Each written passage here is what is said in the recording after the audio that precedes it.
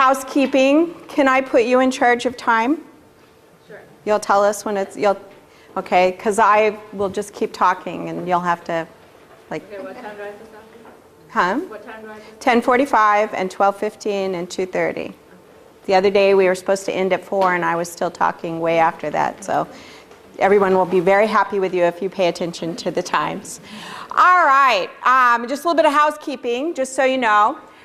If you snuck in knitting, crocheting, Sudoku, anything like that, and you're trying to hide it because you don't want to feel bad about doing that, bring it out. You can do that because I totally understand that some people have to have their hands busy in order to organize their thoughts while they're listening. So because it's so hard for you guys to sit because you're not used to sitting all day. So you don't have to hide it.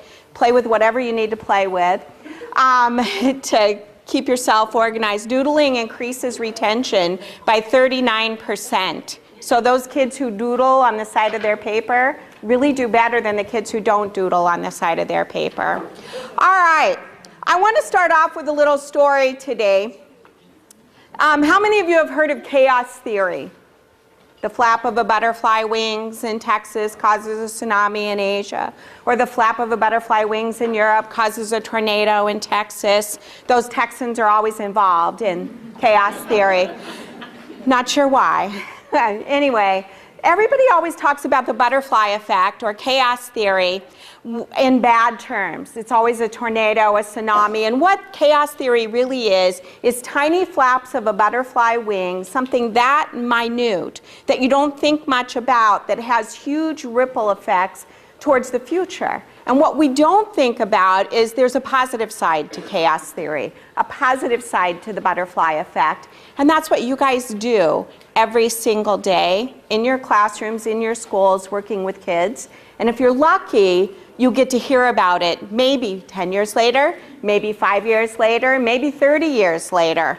But eventually it comes back to you. One of the things that we say all the time when we're talking about kids is to start with strengths. And yet as adults, we don't do that. So our first activity this morning, I'm going to pass around little butterflies for you to take to remember that there's a positive side of the butterfly effect. But I want you to turn to someone around you and I want you to brag about something you've done this year with kids that you are proud of. So I'll give you a minute to gather your thought about that. And then I want you to brag to somebody that doesn't know something about you. So don't turn around to your best friend that teaches beside you. Turn around to somebody that you don't know and brag to them. And if you want to get up and walk to somebody, but everybody has to share, everybody has to listen and share back. So pair up in teams of 2, and I'll start passing the butterflies around. All right, begin.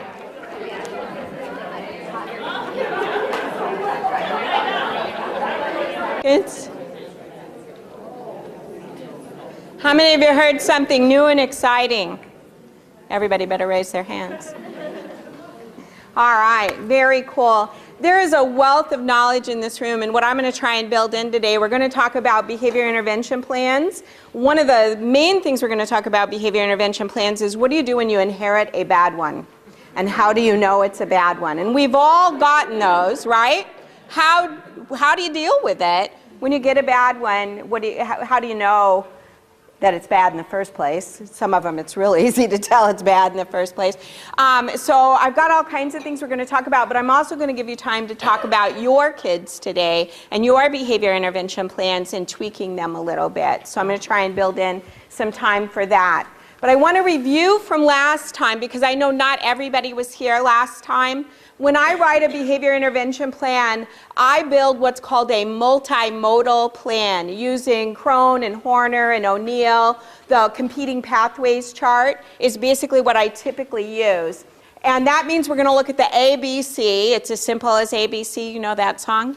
We're going to look at the antecedent, the behavior, and the consequence or what's feeding this behavior and making it show up again. Once we figure that out, then we can manipulate the antecedents. We can come up with a replacement behavior teaching project that we're going to teach to this child. And consequence modifications is what are we going to do different as the adults? Because obviously something has been feeding this behavior or it wouldn't keep showing up at our side of the boat. That way we don't put all our eggs in one basket. How many of you have received a behavior intervention plan that basically said the child will be good? And that's about as effective as this. Be thin. It doesn't work. I've been trying it. It doesn't work. So what should be on a BIP? And what I did, I reviewed all the literature, and on the edge of everybody's table, here, I'll give you this one, because it's way down here. On the edge of everybody's table, there's handouts. The last row, it's on your end. The rest of them, it's on the far, your right. So I went through all the things that should be on a BIP. The first thing is rearranging that environment. And this is kind of an easy one, but we look at where does this behavior show up and what can we do to set up the environment so that the child has a chance to be successful. And that means, are we going to give them more booster shots, those kind of things. So I just kind of went through all the things that the literature says should be in this antecedent modification or rearrangement of the environment. And what I'm going to do is let you look at some BIPs that aren't very good and look at whether or not they have that, and then take care of any disability needs. What should be on there for replacement behaviors, and I went through all of that. How are you going to reteach this behavior to the child? And I gave you all kinds of ideas from the research. And then consequence modifications. How are you going to change what you do different? And this is the one that's the hardest for all of us, because we have to change, and we tend to do what we always do. And so us changing is hard. You know, not feeding that behavior. If the kid's going for adult attention, us not giving attention is going to be more difficult for us. So it lets us think about what it is that we might need to do different, and it's going to be different for each child. It's not going to be the same. And then what positive reinforcement will you use? So we talk first about the student's strengths, and this is kind of a review from last time. For those of you, rewind. For those of you that were here last time, I told you that the very first thing you talk about is student strengths. And then we talked about what does that student need, and then what floats this student's boat. Do you kind of remember me talking about what floats the boat? Because that's what we're going to use for positive reinforcement. What does this kid like to do? And have everybody on the team feed into that so that you've got some ideas for what your payoffs for appropriate behavior can be. So this is just a list of some, but not nearly as many as there are. And remember, last time I gave you 100 free ways you can reward kids that don't cost any money. So that list is always available on my website. It's on Forms and Tools. It's also in several of the books that are free downloads on the website. So these are just some easy things. And then how will you monitor the success? I'm going through these quickly because you've got the papers. And then how are you going to compare the follow-up to the baseline? And then how long are you going to try the plan? Now this is the one I really like to talk about because as a behavior therapist, a lot of times I get called in to help with a student. And I know this happens to some of you. And you'll come up with a good plan. You'll sit there. You'll come up with a really good plan. And the team will call you 1 week later and say it didn't work. Or sometimes 1 day later. Yeah, 1 day later. And say it didn't work 1 hour later. Yeah. And that would be about like me going to the doctor and saying, I'm fat. I want to get thin. And the doctor saying, okay, you need to exercise. You need to eat less. I go home and do that for 1 meal and then call up the doctor and say, hey, I'm not thin. What's the matter with you? So the rule of thumb, and this is a reminder from last time, the rule of thumb is 1 month for every year that the behavior's been in place. You know that thing that comes along that says that it takes 28 days for a new habit to start? So pretty much 1 month is the bare minimum. 28 days. We only see the kids 20 days in a month, basically, at school. And every step we take forward, if parents aren't following through at home with the same intervention plan, we may take a couple back. So it could take 2 months, could take 3 months. Now remember, it's 1 month for every year the behavior's been in place, not 1 month for every year the child is old. If you work with 16, 17-year-olds, it doesn't mean it's going to take 16, 17 months, because probably the behavior hasn't been in place that long. I have had kids change quickly. This is just a rule of thumb. I've had kids that took longer. It's just a really good rule of thumb to share with people, and throw out that diet analogy, because that really helps people realize that it's not going to work in one day. It's not going to work one time. And we have that behavior burst where the behavior might get worse before it gets better, because the kid is learning the new payoff for the behavior and they think they have to up the ante. I'll give you an example. A mom's in Walmart in the toy aisle. A kid starts to have a tantrum in the toy aisle. Mom's embarrassed, so she grabs a toy off the shelf and says, "I'll buy you this if you stop screaming." The kid stops screaming. So the mom does this several times, and then she realizes, I'm going to be broke if I buy a toy every time I come in Walmart. So she goes to some parent training and learns that you really shouldn't do that, that you should say, "Nice try," or something like that, and just walk on down the aisle and not give your kid a toy. So she goes to Walmart, and the kid screams bloody murder for a toy, and she says, "Nice try, let me know when you're done," and she keeps going. And then the kid screams louder and louder and starts pulling stuff off shelves, because the kid figures, I have to up the ante to get what it is that I want. So mom's embarrassed because all the stuff's coming off the shelves. So then she grabs a toy and says, "I'll buy you this if you stop throwing stuff off the shelf," and then it starts all over again. So it's that consequence modification that's really hard for people to be consistent and concise with that. So the 1 month for every year. Now, sometimes you don't write the BIP. You inherit the golden egg, only it's a rotten golden egg. So I wanted to give you some examples of real BIPs that I've inherited over the years. And I know the kids might be different than your kids, but you've seen behavior BIPs that look something like this. Zoe's a 5th grade student who constantly interrupts the teacher. When the students are working independently and the teacher is going around the room working with individuals, Zoe makes animal noises to get the teacher's attention. Zoe does not get work done independently. Every time Zoe moves or barks or whatever, the teacher walks over and says, "Zoe, cut that out. Cut that out." What's Zoe getting? Attention. And the teacher was just going to keep doing that. Is that a good BIP? No, not at all. So just to practice before we go to the really bad, stinky behavior intervention plan that we're about to get to, I want you to look on page 2 and fill in your ABC chart for what would you do if Zoe were yours.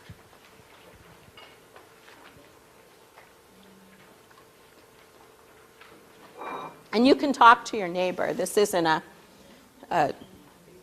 test.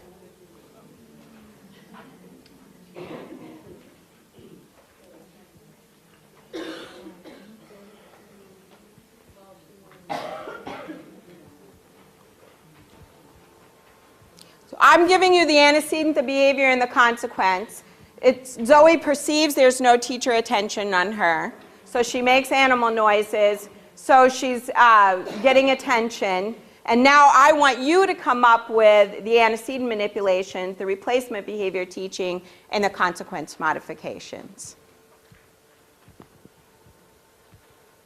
And how many of you have a kid who makes animal noises? Okay, who came up with a good antecedent modification? What would you do if you know every time Zoe perceives she's not getting teacher attention is going to make animal noises and disrupt the whole class? What would you do for antecedent modification? Share. Thank you. Say good morning, point out a compliment, be nice. Engage before she starts barking. Engage before she has a chance. So greeting her at the door, maybe giving her a teacher job to do so that she's getting attention from you. Or even if you're starting independent work when you know exactly what, start with her, pass out the papers and bring hers to her individually and talk about this is what you're going to do. So she's getting that attention right from the start. Very good. Pre-give the attention before she has a chance, right at the beginning. I knew you guys were going to come up with some great ideas. Just along the same lines, giving her like that transition cue, we're about to start independent work, maybe even letting her pick a study buddy so that she can work with someone. If that way, if the work is too hard for her, she has somebody to kind of help her out. Yeah, very good. So she's got somebody like that. A lot of teachers do. Your choice is to ask a friend and before you come and ask me, or so giving her those options so that she knows, instead of making the noises, if you don't know what to do, ask the friend next to you. Very good. Any other cool ideas you want to throw out for antecedent modifications? Okay. How about replacement behavior teaching? What are you going to replace the animal noises with? Because animal noises have been working for her. How's she going to get your attention more appropriately? What are you going to teach her to do instead? Obviously, this would have to have a lot of pre-teaching to it, but we decided since she likes the animals, maybe teach her that if she can, work independently for 5 minutes, maybe then the teacher will say, good job, give her a sticker. Okay. And if she can earn like a minute with the teacher after class, she can have up to 5 minutes, or, it depends on what kind of reward system they want to work out, but she's getting the attention from the teacher, and then the stickers, and then you can do that with the rest of the class too, like TBIS. Yeah. Everybody could get it, or she could earn it for the class, or something along those lines, or give something for herself. Very cool. So teach her ahead of time. What else? Anybody else have any cool ideas? Teach raising hand or thumbs up. Or Yeah, but she's in 5th grade, so how many times do you think she's heard raise your hand? Probably 500, maybe more. She did like a visual check-in. Uh-huh. If she needs help, she does thumbs up. Yeah. I had a kid that I taught, I had a young man that I taught, in kindergarten. And then I jumped up to 3rd grade, and I was his 3rd grade teacher and his 4th grade teacher, and he had not learned this in kindergarten. I got him in 3rd grade, and he still had not learned this. So 1st and 2nd grade had been unable to teach this. So I ate lunch with him, just he and I had a conversation with him, and I said, I know you're so excited that you just, you want to tell me exactly what's on your mind, when you want to tell me, and I wish I could let everybody do that, but I can't. What if you and I have a secret signal? And if I need your attention, I'm going to wiggle my ear. And if you need my attention, you're going to wiggle your ear. Now see, this is an approximation. His hand is halfway up. I showed him Carol Burnett.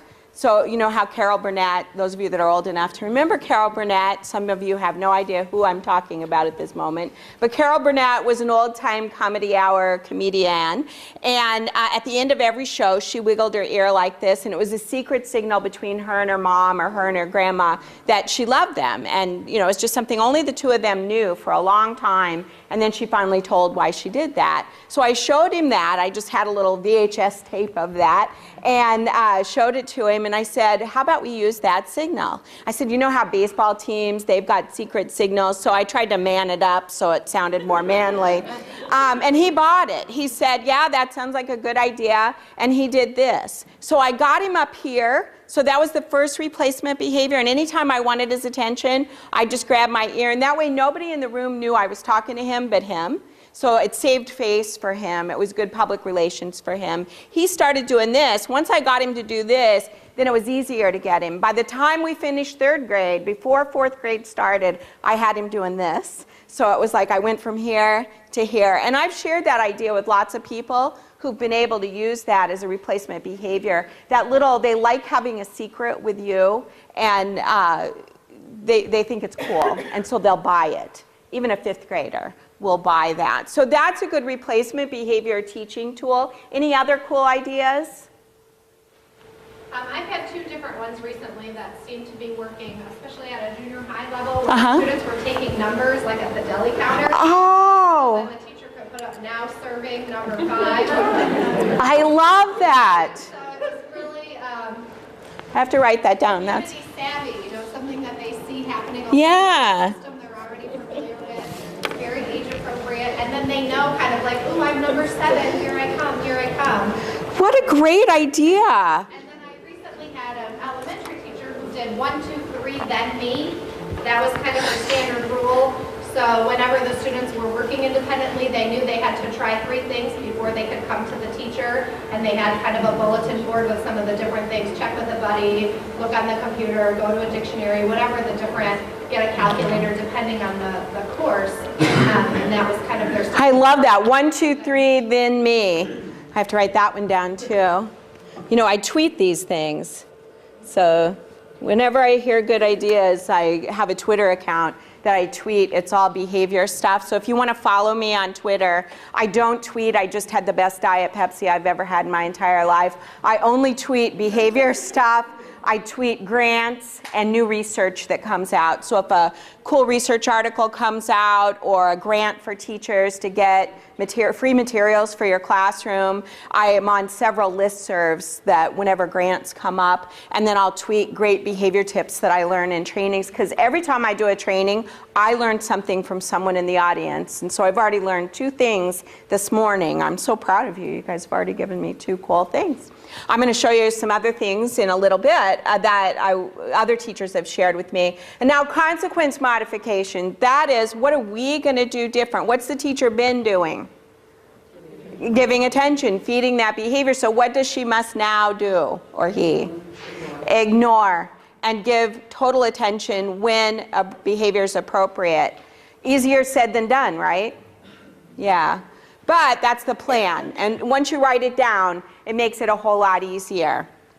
All right, these are some more cool ideas that I have seen teachers use in the classrooms. This is from the dollar store. Isn't this cute? It says no questions, and when it's lit up, the kids know the teacher's busy working with somebody and questions aren't allowed for interruptions. So then you do 1, 2, 3, then me.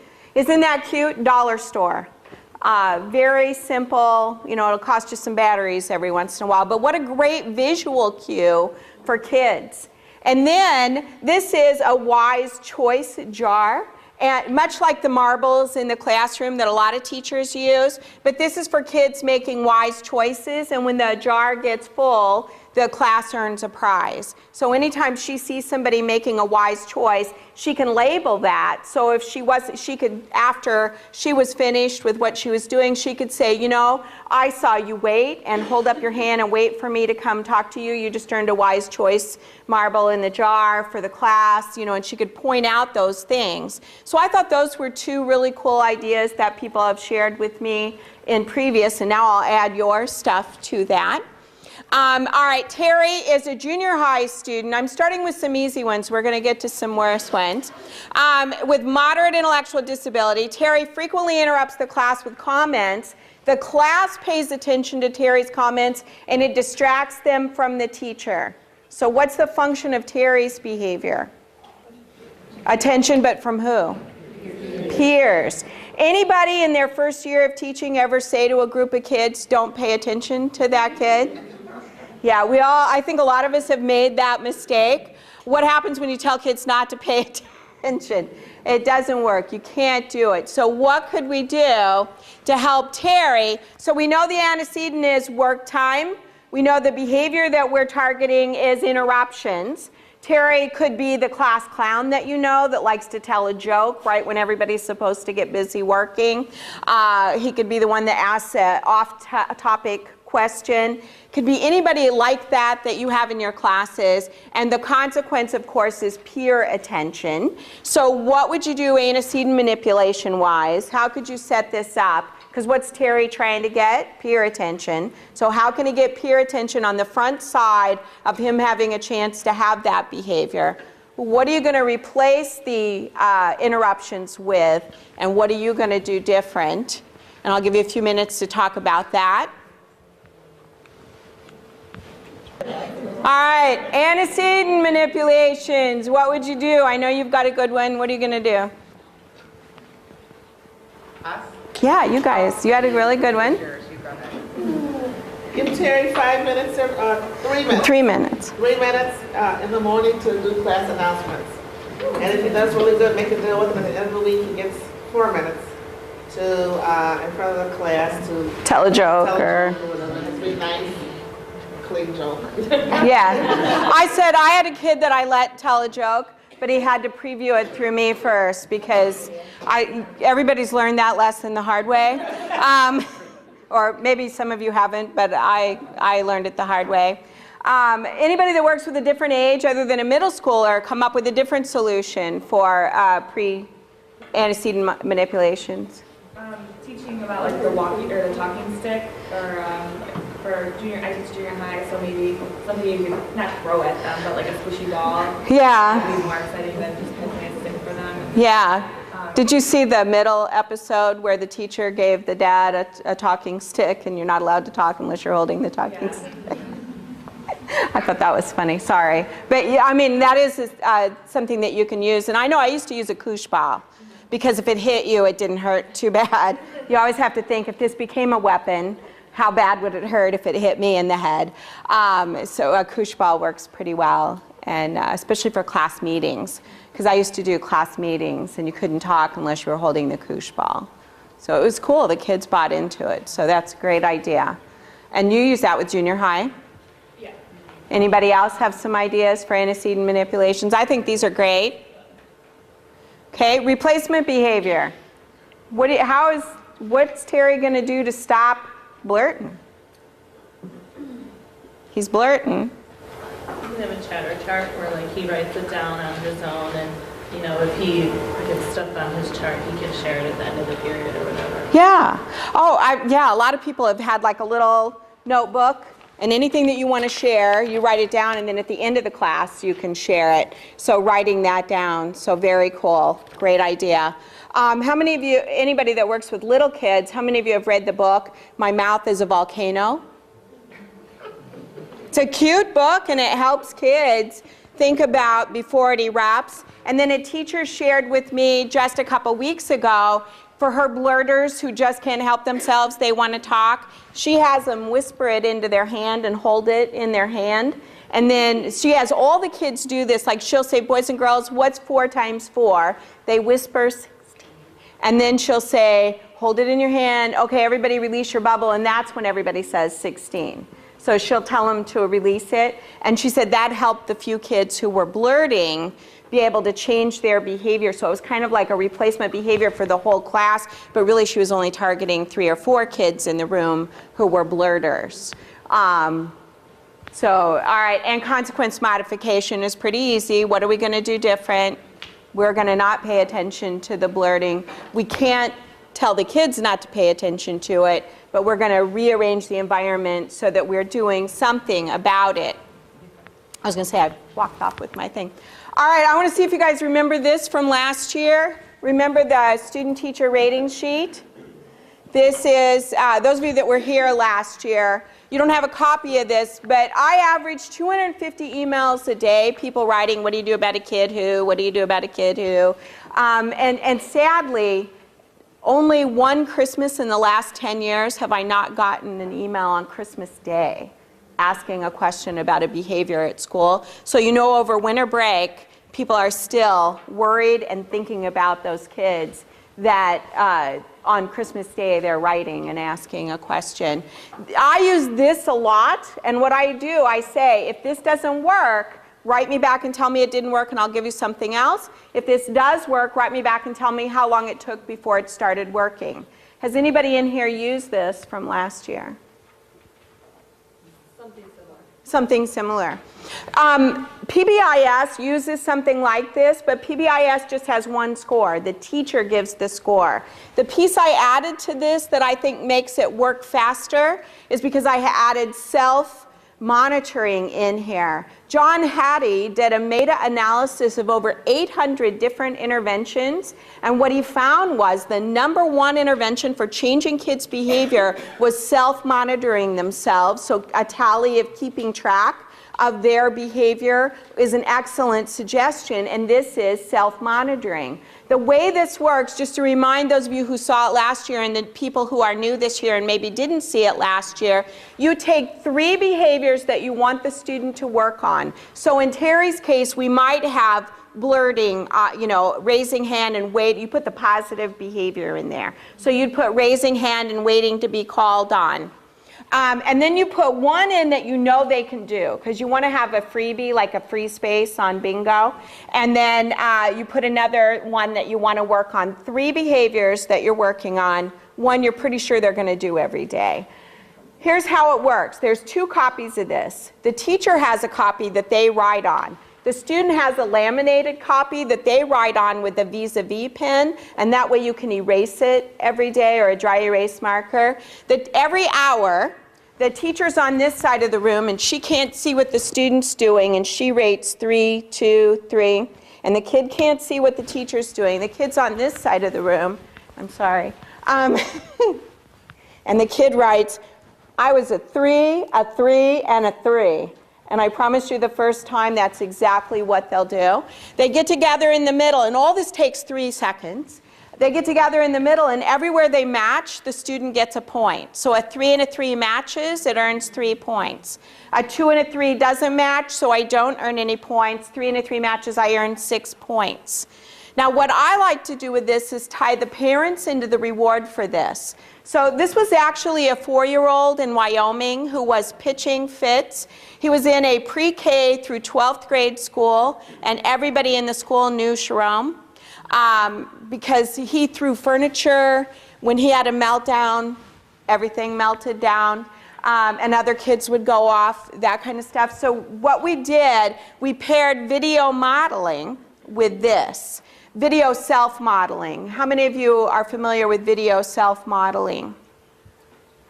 All the research articles that have been coming out the last few years have been talking about video self-modeling and how effective it is at changing behavior.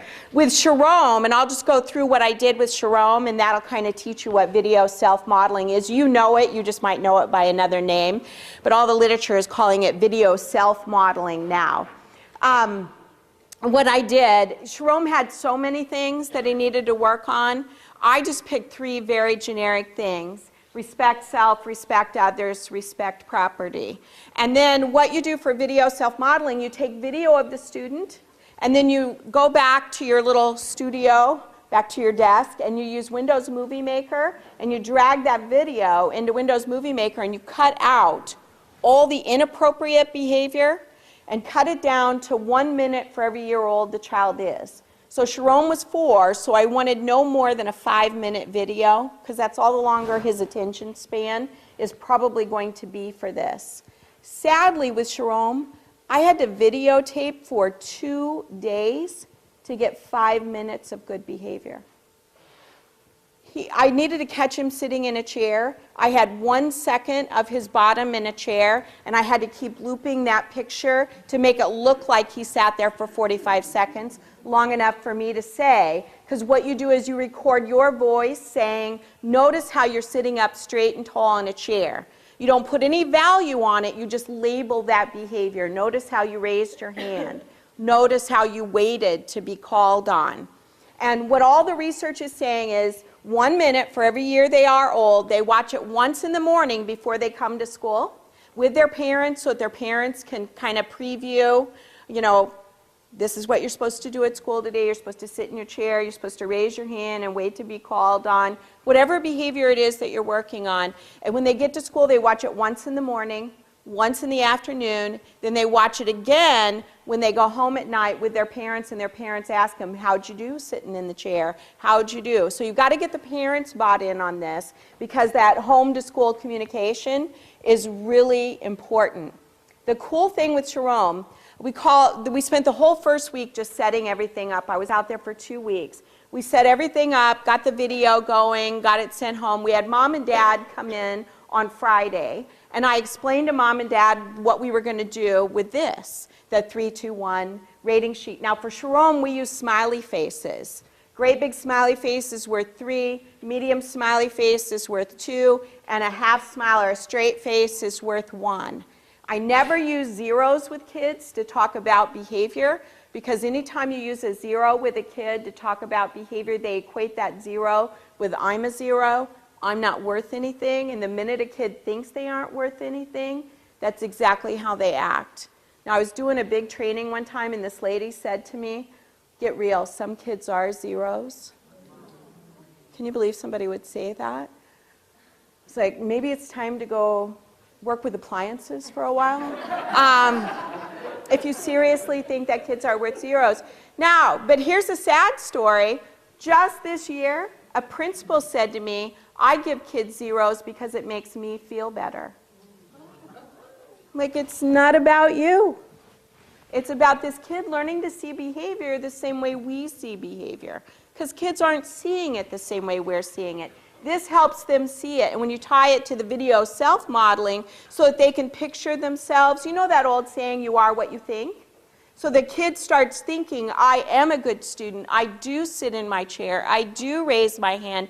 And they start to visualize those self-affirmations that you're giving them on that video self-modeling. Now, with little kids, I never use a sad face because little kids equate sad faces with I'm bad. I've done counseling with little kids, and I'll be sitting there, and eventually after I build some rapport with them, they'll say to me, I'm a bad kid.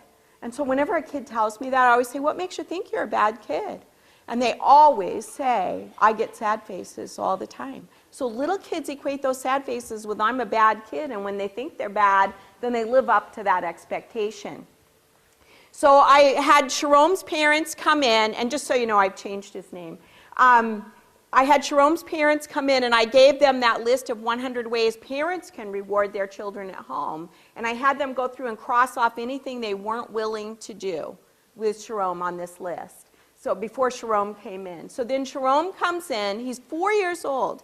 His teacher's in there, his two parents, a paraprofessional, and me, who he's only seen for this first week. He doesn't know me really very well at all. And I told Sharome what we were going to do and how he was going to, his sheet had smiley faces already drawn in, and all he had to do was color in the smiley face he thought he was. So I showed him his sheet, and I said, now you could earn 54 points if you got great big smiley faces every single time. But I never shoot the moon with kids, so I always say to kids, for 45 points, what would be your #1 prize? And I started reading off all the things that Mom and Dad were willing to do. I said, if you hear something on this list that you really would like to do at home, you stop me and tell me, that's it, that's my top prize, that's what I want. So I read the whole list, and Sharome just sat there. And finally, after I read everything, I said, well, what did you hear that you thought would be cool to earn a prize? And he goes, what if what I want isn't on that list? And I thought, oh, here I go, I'm going to hear Xbox or something like that, because everything on the list is free. It's things that parents do to pay attention to their kids. And he said, really? Can you imagine this 4-year-old? I mean, all these adults sitting there and this little kid, really? I said, try us and we'll talk about it. And he goes, all right, for 45 points, what I really want is for me and Dad to go for a ride in the pickup truck, just me and Dad, nobody else. Dad got a tear in his eye. Dad got it. Dad said, I'd be your top prize. And the kid was like, there were 3 kids in the family, so this kid's getting lost in the shuffle and wants some alone time with Dad. Dad said, buddy, you get 45 points. We'll go out. We'll make sure none of the cows got out of the fence. They were farmers. We'll go to town and get Mom what she needs from the grocery store. We'll drive around and look at things. We'll do that. For 35 points, he picked getting to help Mom fix dinner. You know how little kids love to pull up a chair in the kitchen and help Mom stir and stuff like that. My kids used to stir the Jell-O. I figure you can't mess up Jell-O. Stir the Jell-O. For 25 points, he picked getting to help the family by making placemats. So we gave Mom and Dad a big stack of white paper and some smelly markers that I just happened to have so we could color placemats for everybody around the table. And for 15 points, his lowest prize, he got to pick what the family watched on television that night. So he would say, we're going to watch Barney, and everybody would sit down and watch Barney. I know. Anyway, so we started it on Monday, and I have ideas for older kids on this list. So I've got teenage ideas and little kid ideas. Teenagers at school, their #1 prize is a homework-free night. But I give parents lots of ideas for ways to give attention to kids at home. 1 week of doing this, and Sharome already was starting to look like a different kid. Now remember, we had 2 things going in here. We had the video self-modeling and the student-teacher rating sheet. Now, I know what some of you are thinking, so I'm just going to mention it. Some of you are thinking, what about the kid that throws a hooey or chucks a wobbly or has a fit, whatever you call that, when they don't match you? How many of you were thinking that? Oh, I know a kid that would have a fit. So what you do is you add a fourth line, accepts score, and they only get one score for this, a 3, and you model with the kids. A 3 means if we don't match, you go, okay, I understand. A 2 means you went, ah. A 1 means you went, it should be, you know, and whatever that you know they would do. So that just changes the total score. So you just add that fourth line. And we've done that very successfully with kids by teaching them, because then they quickly learn they're going to get a 2 if they go, and they'll go, and you can just see their mouth open, and they stop. So this is one of my best tools that I use with kids.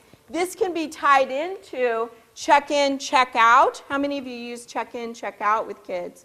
I thought that was pretty popular here. So the morning check-in with the preferred adult who reviews the points. So see how this is different than the PBIS points, because the child is matching the adult. So they start to see that behavior relationship quicker. That person looks at the graph and talks about how many points you're going to try to earn today. Hourly teacher evaluation, a midday check-in with the preferred adult. Hourly teacher evaluation, end of the day check-out with the preferred adult who helps them graph their points.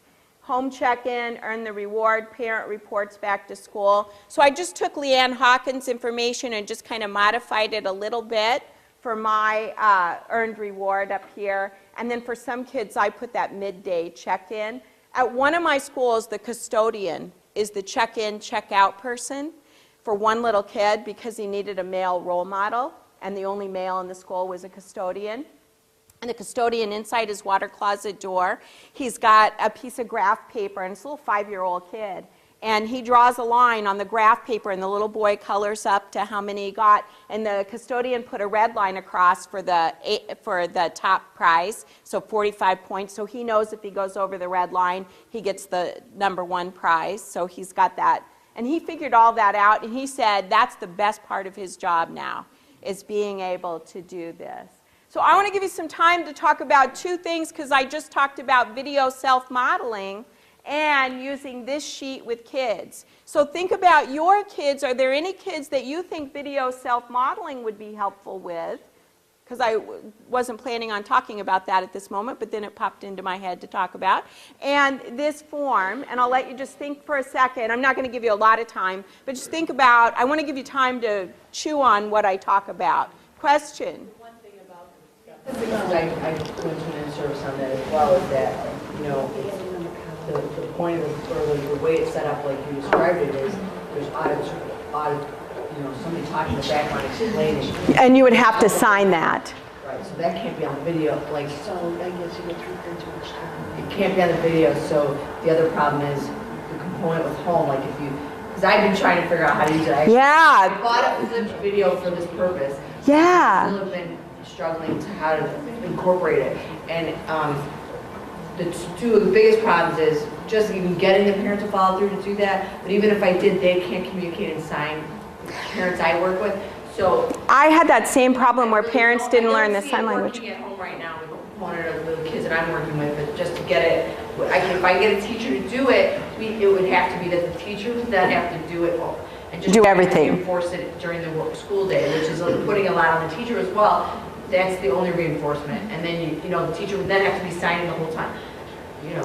Yeah, oh, and that's probably why I didn't have this in here and why it popped into my mind now to do this. But I have an idea, and maybe you guys have the same idea. Instead of a video, do a book, and you can have the print and the braille, and then the parents could read the book with their child every morning to remind them. It wouldn't be as high-tech as a video. Well, the video is great for our kids for the visual. Yeah. Not to physically see the behavior. Could you pair that book with the video so that the parents...